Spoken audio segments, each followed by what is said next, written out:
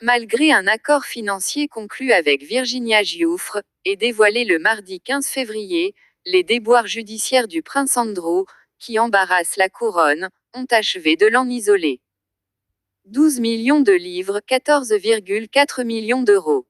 C'est la somme dont le prince Andrew devra s'acquitter auprès de Virginia Giuffre. Le duc d'York et la trentenaire américaine, qui l'accuse de l'avoir agressée sexuellement lorsqu'elle avait 17 ans après leur rencontre via le milliardaire Jeffrey Epstein, sont ainsi parvenus à un accord financier, dévoilé le mardi 15 février.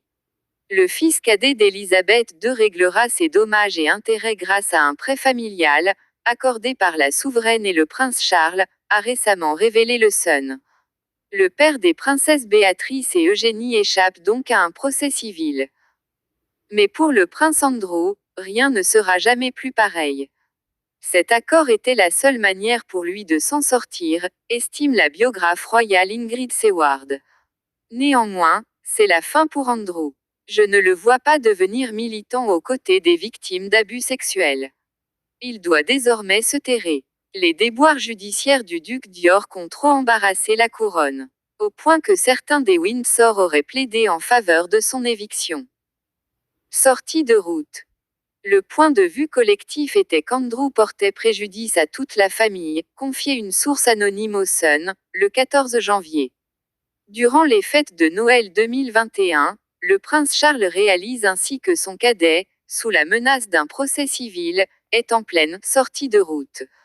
Il fait part de ses inquiétudes à son fils aîné, le prince William, alors en vacances dans le Norfolk, et consulte ses frères et sœurs, Édouard et Anne, sur le sujet. L'objectif de ces conciliabules, remédier au problème Andrew.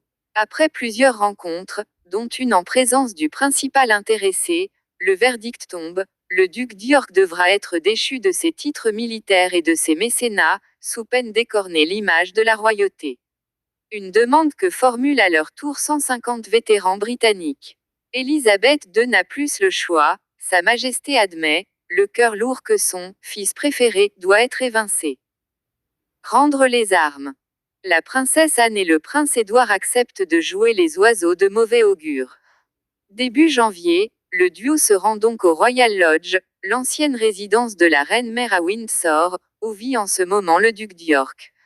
Ses filles Béatrice et Eugénie, ainsi que son ex-épouse Sarah Ferguson, avec laquelle il cohabite, sont aux abonnés absents.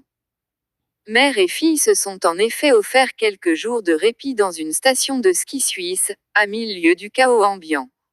La nouvelle de la mise à l'écart d'Andrew sera officialisée quelques jours après la visite de la princesse Anne et du prince Édouard.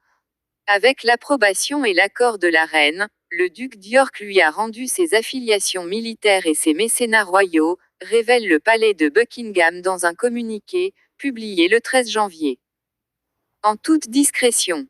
Désormais, la discrétion est de mise. Le prince Charles souhaite que le prince Andrew demeure, hors de vue, titre le Daily Beast, le lundi 14 février. Il a été averti de faire profil bas, explique un témoin anonyme dans le Sun. Charles ne veut pas qu'Andrew soit immortalisé tous les 2 jours, l'air enjoué, saluant les photographes dès qu'il arrive chez lui.